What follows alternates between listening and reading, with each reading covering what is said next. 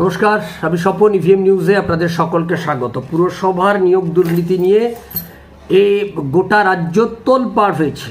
আমরা এই অভিযোগ বারবার পেয়েছি যে গোটা রাজ্যের বিভিন্ন পুরসভাগুলোতে ব্যাপক দুর্নীতি হয়েছে। গ্রুপ সি এবং গ্রুপ ডি পদে, বিশেষ করে এই পদগুলোতে যে নিয়োগ হয়েছে সেই নিয়োগগুলো সবই বিপুল টাকার লেনদেন হয়েছে। এবং স্কুল সার্ভিস কমিশন শিক্ষার নিয়োগ দুর্নীতি নিয়ে সিবিআই তদন্ত করতে গিয়ে সিবিআইয়ের হাতেই সমস্ত তদন্ত, এই পুরসভার নিয়োগ দুর্নীতির তদন্তের কাগজপত্র আসে, তখন দেখা যায় চক্ষু চড়ক গাছ। প্রায় 400 কোটি টাকার ওপর এই পুরসভার নিয়োগে দুর্নীতি হয়েছে বলে সিবিআই তদন্তের সূত্রে প্রাথমিকভাবে আমরা জানতে পেরেছিলাম। এবার একটা ভয়ঙ্কর তথ্য আমাদের কাছে এসছে।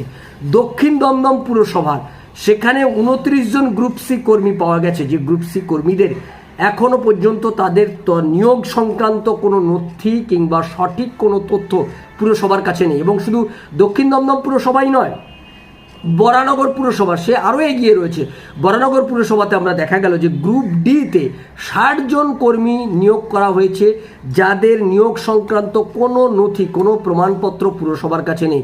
অর্থাৎ এই যে 60 জন গ্রুপ ডি কর্মী যারা চাকরি করছেন, তারা কিসের ভিত্তিতে ওখানে চাকরি করছেন বরানগর পুরসভায়, কিংবা দক্ষিণ দমদমে যে গ্রুপ সিতে 29 জন চাকরি করছেন, তাদের কিসের ভিত্তিতে? তাদের কোনো তথ্য প্রমাণই নেই। অর্থাৎ ভবিষ্যতে এই পুরসভার পরিবর্তন ঘটে গেলে এই লোকগুলোকে যদি ঘাড় ধরে পুরসভা বের করে দেয়, এরা কোনো কথাই বলতে পারবে না। উল্টে এরা পুরসভা থেকে যে অর্থটা নিয়েছে সেটা নিয়ে যদি পুরসভা এদের বিরুদ্ধে মামলা করে, তখন এই লোকগুলো ফাঁসবে এবং এদের তখন টাকা ফেরত দিতে হবে উইথ ইন্টারেস্ট। এটা একটা বড় সমস্যায় ফেলে দিয়ে যাবে তৃণমূল কংগ্রেস। এই যে লোকগুলোর সঙ্গে প্রতারণা করছে, এই যে গ্রুপ সি এবং গ্রুপ ডি কর্মীদের সঙ্গে প্রতারণা করছে, এটা নিয়ে গোটা রাজ্যের বিভিন্ন মহল সরব হয়েছে। এখন বোঝা যাচ্ছে যে দক্ষিণ দমদম এবং বরানগর পুরসভায় এরকম কলকাতার গোটা রাজ্যের বহু পুরসভা রয়েছে, কলকাতা কর্পোরেশন সহ বহু পুরসভা রয়েছে, যে পুরসভাগুলোতে এরকম নিয়োগ করা হয়েছে। হাজারে হাজারে লোক নিয়োগ হয়ে গেছে যাদের কোনো নথি নেই।